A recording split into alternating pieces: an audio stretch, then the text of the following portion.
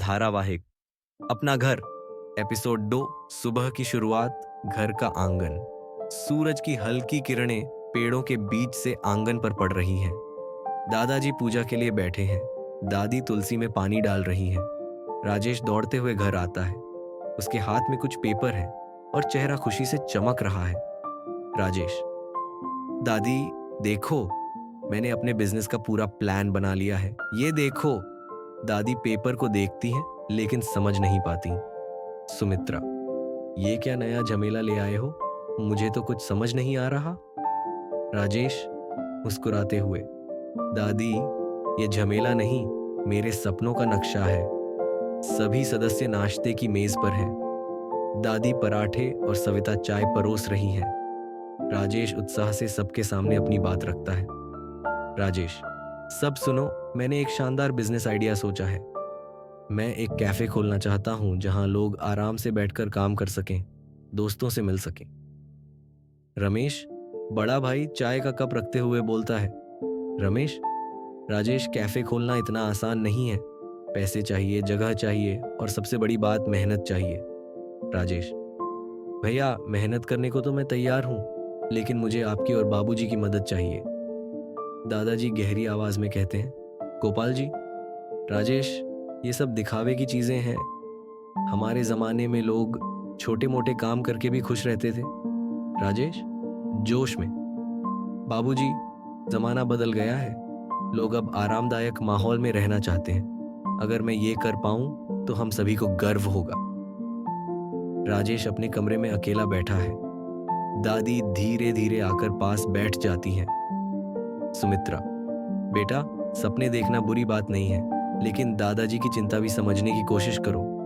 वो तुम्हारे भले के लिए ही बोलते हैं। राजेश थोड़ा मायूस, दादी, मैं सिर्फ खुद को साबित करना चाहता हूँ। मैं रमेश भैया की तरह जिम्मेदार बनना चाहता हूँ। सुमित्रा, ठीक है, मैं तुम्हारे साथ हूँ, लेकिन एक बात याद रखना, मेहनत और परिवार का आशीर्वाद दोनों चाहिए।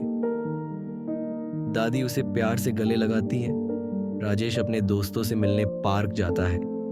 दोस्तों के बीच हल्की फुल्की मस्ती होती है, लेकिन राजेश अपने प्लान के बारे में गंभीर है। राजेश, यार, मैं ऐसा कैफे खोलना चाहता हूं जो हमारे शहर में सबसे अलग हो। दोस्त, आइडिया तो अच्छा है, लेकिन पैसा?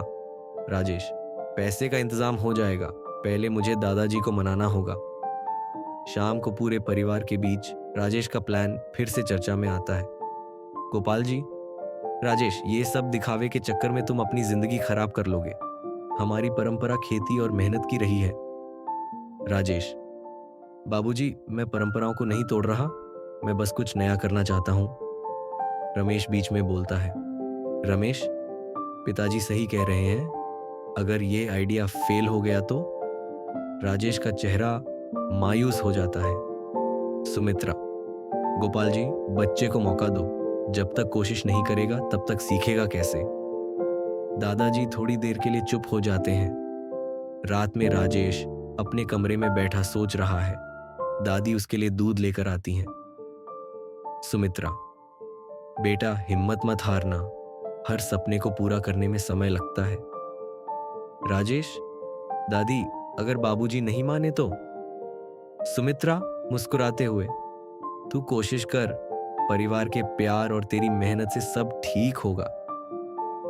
राजेश अगली सुबह दादाजी के पास जाता है। राजेश, बाबूजी, मुझे सिर्फ एक मौका दीजिए। अगर मैं सफल हुआ तो ये सब हमारे परिवार का नाम रोशन करेगा। अगर असफल हुआ तो मैं आपकी बात मानकर कुछ और करूंगा।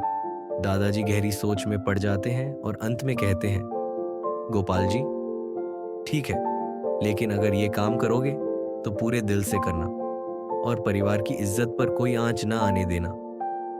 राजेश खुशी से दादी के पैर छूता है।